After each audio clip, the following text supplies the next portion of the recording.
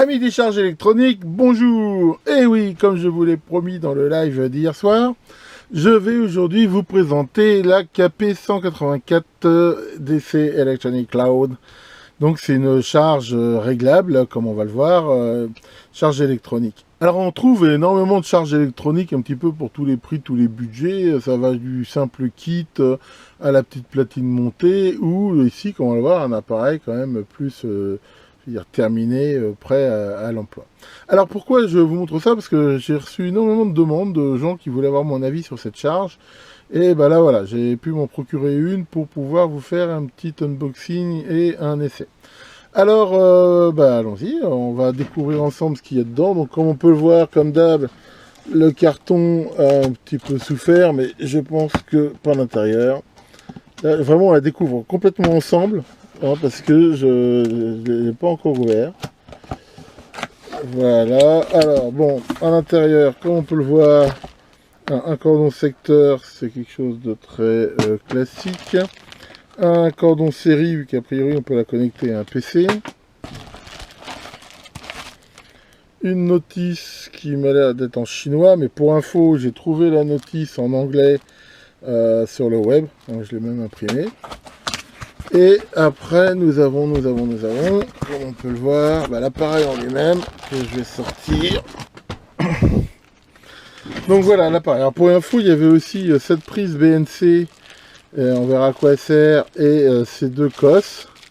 Et ici du fil, pas souple du tout, mais dimensionné a priori pour, à mon avis c'est du 2,5. Ça devrait tenir quelques ampères, mais pas forcément le max que peut tenir cette charge. Alors regardons un petit peu le bignou de plus près. Donc voilà, c'est un appareil avec un boîtier en tôle, sur lequel derrière il y a un bornier avec différentes sorties, une prise RS232, un commutateur 220-110, donc avant de la brancher, vérifiez que vous êtes bien sur 220, un bouton marche-arrêt qui est derrière, alors ça c'est très chiant, et ici une prise. Alors ça c'est vrai que le fait que ça soit derrière, ça n'aide pas vraiment forcément. En face avant, qu'est-ce qu'on a? Eh ben, on a les bornes sur lesquelles on peut soit visser, soit mettre de la fèche 4 mm. Ici, donc ça on va en reparler, cette BNC là qui permet justement d'éliminer la résistance des câbles.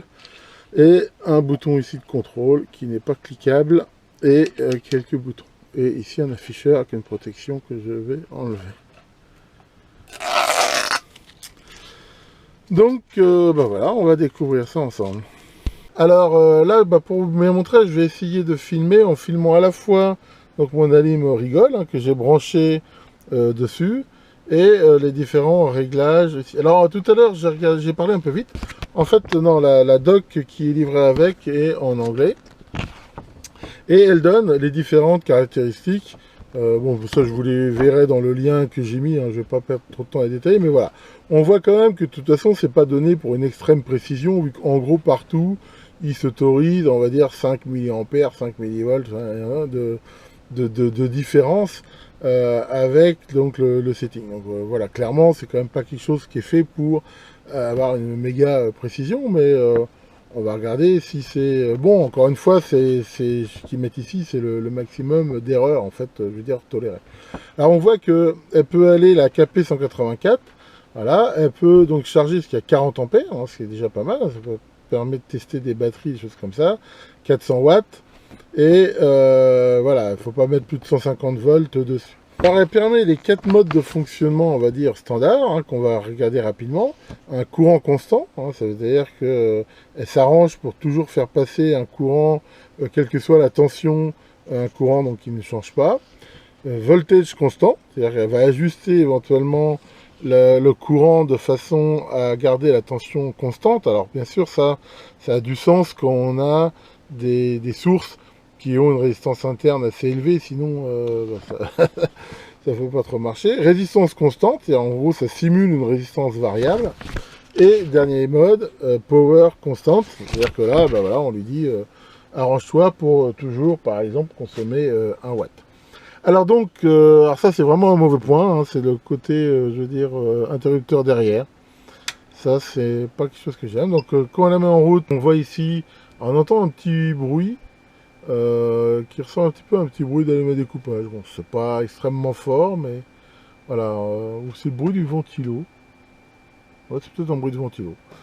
Là, on voit que c'est un affichage de type LED et qui affiche donc trois grandeurs qui peuvent être là par défaut volt, ampère, watt. Alors, c'est très simple à utiliser, hein. Donc là, j'ai branché tout bêtement avec des câbles bananes donc sur l'alimentation. Et à la base, là, par exemple, si je mets une alimentation voilà, de 10 volts, eh ben, on voit qu'elle affiche 10 volts et que bah, c'est dans les marges d'erreur à peu près. Et dans ces specs, hein, vu qu'elle est à 0,05% plus 5 milli, on va dire c'est à peu près bon. Comme j'ai dit, il ne faut pas s'attendre à une super précision à ce niveau-là. Alors, pour l'utiliser, à la base, c'est très simple. Donc, on va choisir le mode qu'on veut utiliser. On retrouve les 4 modes dont je vous ai parlé très facilement. Donc, on va déjà le faire marcher en courant constant. Ensuite, eh ben, par défaut, le bouton, là, il est débrayé. Mais il suffit de se mettre en mode 7 pour choisir le courant que l'on veut mettre.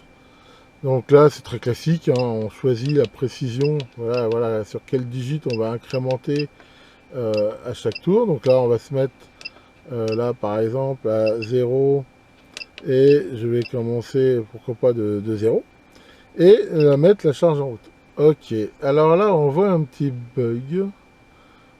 C'est qu'en fait, je viens de découvrir ça. Quand on est en mode 7, il garde tant qu'on n'a pas validé le dernier réglage. Vous avez vu, quand je l'ai mis en route, là, elle était toujours sur 1 ampère. Alors ça, c'est waouh. Dire c'est un petit peu perturbant. Alors je recommence. Donc là, maintenant je fais on, là pour le coup il n'y a pas de courant.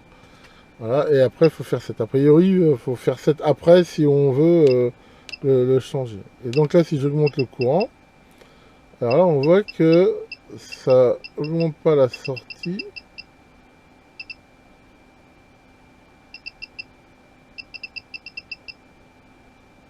Voilà, a priori il y a une sorte de seuil, là ça y est, il y a une sorte de délai. Mais sur des petits courants, il faut déjà monter pas mal pour que ça marche. Donc là, par exemple, on voit, là, je demande 10 mA et m'en donne 8. Bon, enfin, encore une fois, c'est dans la marge d'erreur qu'elle donne. Hein. De toute façon, c'est pas une charge qui est faite pour vraiment avoir, encore une fois, de la super précision. Et voilà. Par contre, après, ça devient meilleur. Là, par exemple, 20 milli, 18. Ouais, enfin voilà, on a toujours cette erreur-là. Si on augmente plus, voilà, là je demande 100 milli. Là pour le coup, ça devient un petit peu mieux. On voit qu'il y a quand même, c'est quasiment bon. Hein, donc voilà, c'est-à-dire que sur les bas courants, a priori, c'est pas hyper précis. Et là, par exemple, là, je continue à augmenter. Là, par exemple, 1 ampère. Et là, pour le coup, c'est pas mal. Voilà, c'est même quasiment bon. Par contre, ce qu'on peut voir, et ça c'est pas hyper top, c'est qu'il y a une sorte de variation. C'est pas très stable. En fait, on voit l'affichage là, il passe de 980, hop, voilà, enfin, ça monte, ça descend. On regardera tout à l'heure avec l'oscilloscope si c'est plus une impression qu'autre chose, mais c'est pas super top ça. Alors là, par exemple, je peux aller jusqu'à 3 ampères, donc 2 ampères.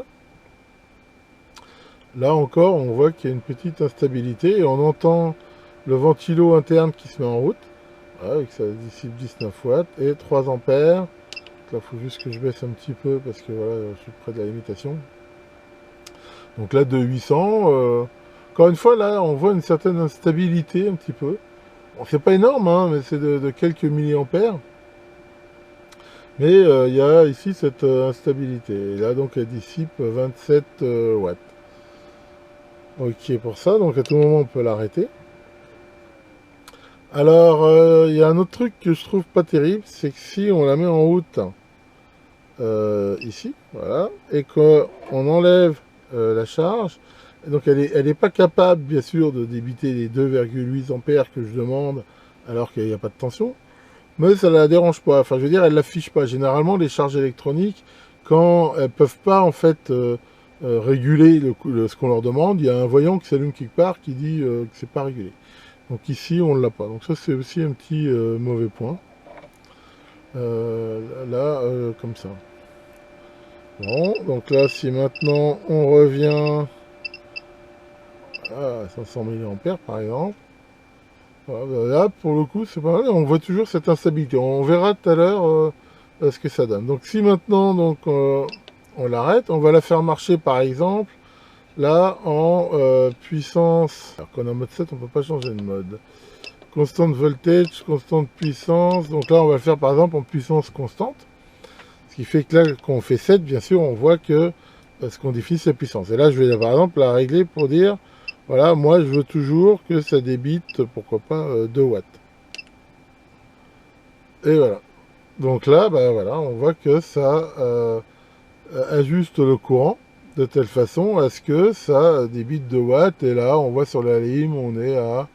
Pareil, il y a une sorte d'instabilité, c'est assez marrant.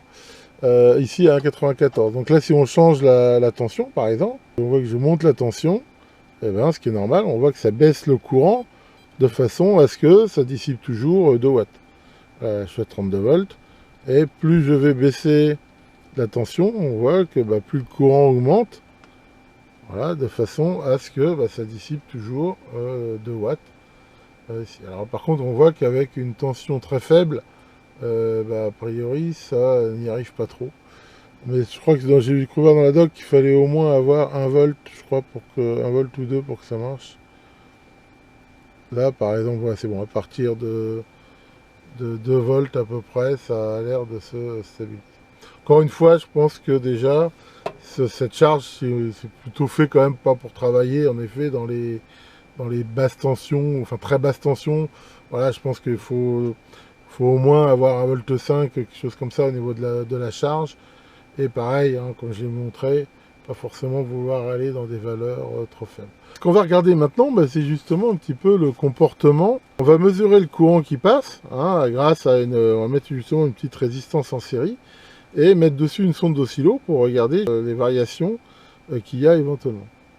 Bon, alors maintenant pour faire une mesure, qu'est-ce que j'ai fait? J'ai mis une sonde, hein, j'ai mis une résistance de 0,1 ohm en série, hein, d'une sonde d'oscilloscope dessus, de façon à mesurer le courant. Donc là, je suis sous 10 volts, voilà, par exemple 100 mA. Et là, ce qu'on peut voir, et ce qu'on avait déjà pressenti en fait en regardant sur les MRigol, c'est une très forte instabilité.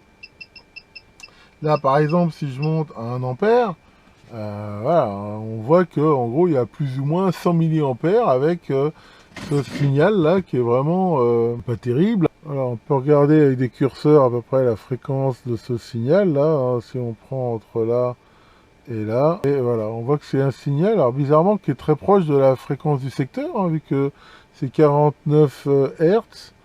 Alors, ce qui est bizarre, c'est voilà, quel rapport avec le secteur. Je rappelle que si on veut voir s'il y a une corrélation entre une oscillation et la fréquence secteur, l'idéal est de changer de synchronisation et de se synchroniser sur le secteur. Et si on a une image stable, qui est le cas ici, eh bien, ça veut bien dire qu'il y a une corrélation et que une partie de cette ondulation, pas tout, hein, parce qu'on voit qu'il y en a une qui est désynchronisée, mais celle-là est manifestement liée au secteur. On voit aussi que son amplitude est quasiment constante, quel que soit le courant. On voit que l'amplitude crête-crête de l'ondulation, voilà, même si on passe de... Voilà, enfin, en gros, dès qu'il y a du courant qui passe, elle est constante. Ce qu'on peut voir aussi, c'est que si je change d'alimentation, on pourrait croire que ça vient de l'alimentation, mais là, si je change d'alimentation, pour une autre alimentation, j'ai absolument le même phénomène. Bon, moi, je veux bien que j'ai une alim pourrie, mais maintenant, 2 alimes pourries comme ça, exactement pareil, j'y crois pas trop. Alors, c'est assez bizarre. Ça veut dire que cette ondulation, elle vient de la charge. Et alors, pourquoi Est-ce que c'est un défaut de filtrage du condensateur de la lime? Est-ce que c'est un défaut de conception? Je n'en sais rien. Alors pour lever complètement l'ambiguïté sur le fait que cette ondulation vient bien de la charge, je vais maintenant utiliser cette pile au lithium comme source. Donc une pile par définition, il ne peut pas y avoir d'ondulation dessus. Donc là je le fais et je lui tire 200 milli dessus. Et voilà, on retrouve bien cette ondulation. Donc là il n'y a pas photo, il n'y a aucun doute possible. Cette ondulation de 50 Hz sur laquelle se superpose là ce signal vient bien complètement de la charge. Alors ça c'est pas bon du tout.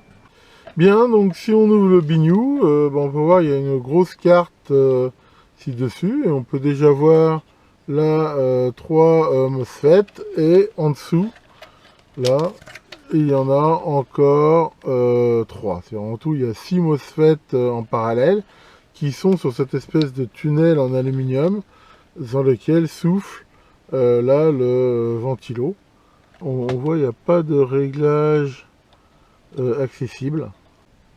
Bon, par contre, ce qu'on voit, c'est qu'il y a certainement moyen, sans trop de difficulté, de ramener en fait un interrupteur marche-arrêt devant. Parce qu'on voit que là, il y a une certaine place pour en mettre un. Et qu'après, voilà, il suffit de couper un des fils d'alimentation et de le mettre en série avec. Donc ça, c'est, je pense, quelque chose qu'on peut améliorer si vraiment ça gêne.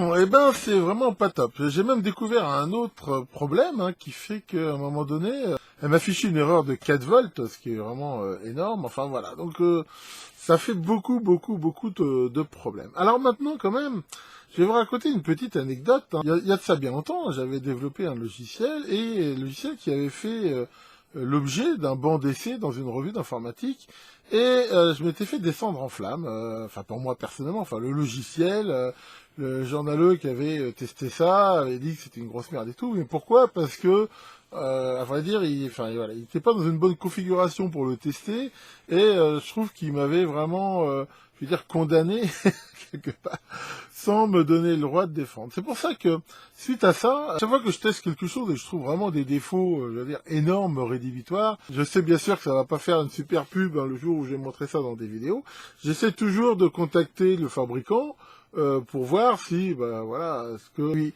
donner au moins une chance d'avoir un droit de réponse. Et ce que ça donne, je dirais, ça dépend.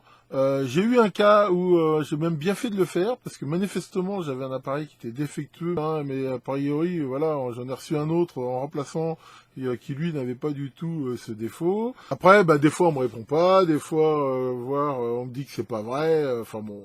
Après, ça m'empêche pas de faire les vidéos. Alors maintenant, déjà, ce problème d'instabilité, je pense quand même pas qu'il est propre à l'exemplaire que j'ai, parce que si vous regardez bien, il y a une vidéo, par exemple, sur YouTube, où il y a un gars qui justement montre cette charge, et on voit très bien sur sa vidéo aussi cette instabilité. Alors ce qui est bizarre, c'est que le gars, lui, par contre, ça lui pose absolument aucun problème. Il montre ça, il voit le courant qui fluctue à mort, et il dit rien. Donc ça, par contre, je trouve ça un petit peu bizarre. Enfin bref, donc là, le constructeur, quand même, m'a répondu, et m'a répondu sur plusieurs points. Alors déjà, il m'a dit que ce problème d'ondulation, en effet, c'est un défaut qu'ils connaissent, qu'ils ont corrigé sur les nouveaux appareils, et surtout, comme on va le voir, ils m'ont donné un moyen de le corriger moi-même, en faisant une petite intervention qu'ils m'ont bien détaillée. Et ça, je pense que voilà, c'est quand même déjà pas mal, et surtout intéressant de savoir que normalement les nouveaux appareils qui sont livrés n'ont pas ce défaut. Pour l'histoire du décalage de tension, ils m'ont aussi dit qu'il fallait toujours éviter de la mettre en route avec quelque chose branché dessus. Peut-être parce qu'à ce moment-là, au moment de la mise en route, par exemple, elle se fait un 0, un truc comme ça qui peut être décalé. Donc, ça, à la limite, c'est pas vraiment gênant. Enfin, ça paraît assez logique, à la limite, que c'est pas vraiment conseillé de la mettre en route, je veux dire, en charge. C'est pas forcément une très bonne idée.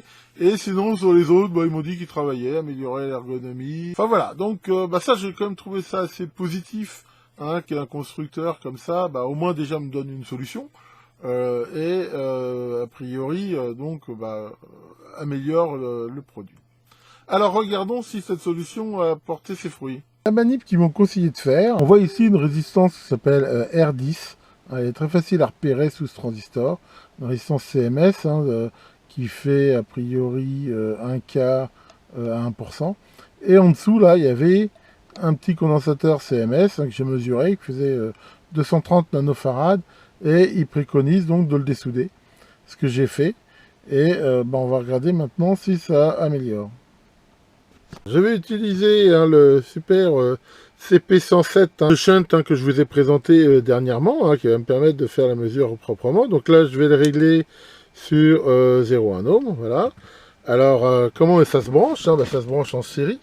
C'est-à-dire que là, je vais le mettre, par exemple, ici sur la borne négative, de l'alimentation. Relié avec la fiche banane qui va bien, le pôle ici négatif sur l'entrée négative de la charge.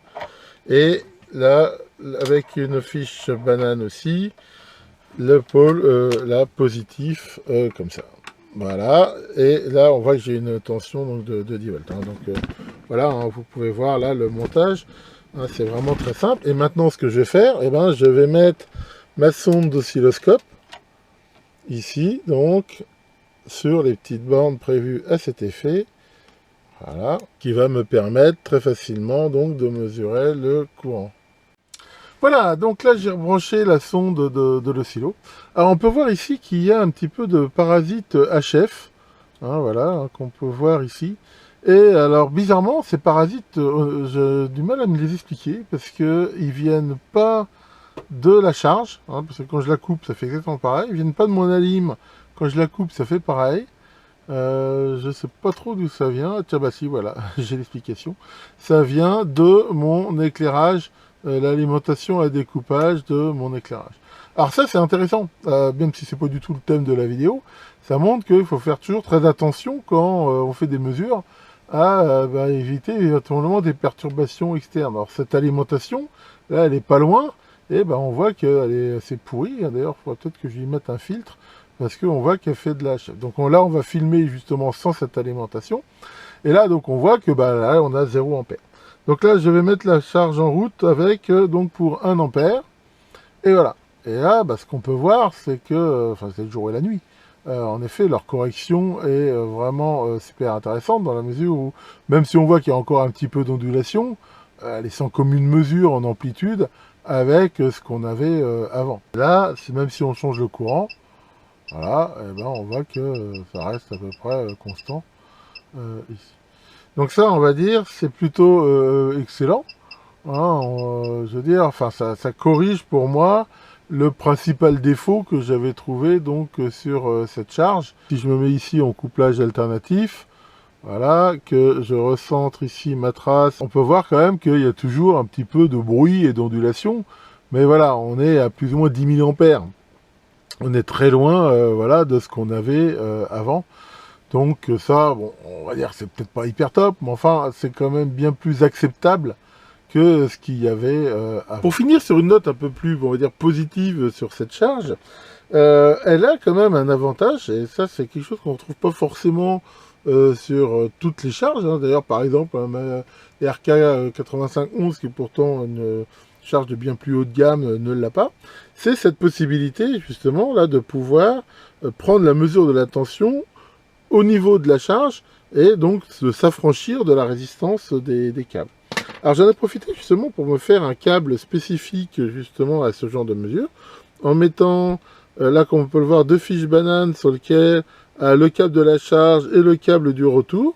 Donc j'ai pris du fil silicone très souple, et à l'autre bout on retrouve les 2 fiches bananes et justement le retour là qui arrive sur sa BNC. Alors, sachant que ce câble en même temps il me servira pour d'autres alims où j'ai la possibilité justement d'avoir ça. Donc pour le faire et pour regarder quel est l'intérêt de ça, je vais brancher ici les charges de cette façon-là, et toujours brancher ça donc sur mon alimentation. Là on voit que j'ai une tension à peu près donc de 10 volts et des. Si je mets en route la charge à 2 ampères, on peut voir que la tension de sortie ici baisse. Et donc, on pourrait croire que la lime n'est pas terrible, finalement, qu'elle ne régule pas tellement bien. Mais là, telle qu'elle est configurée, la charge, justement, elle mesure la tension ici. C'est-à-dire qu'elle prend en compte, quelque part, la baisse de tension due à la résistance des fils. Qu'est-ce qui se passe si, justement, je change cela?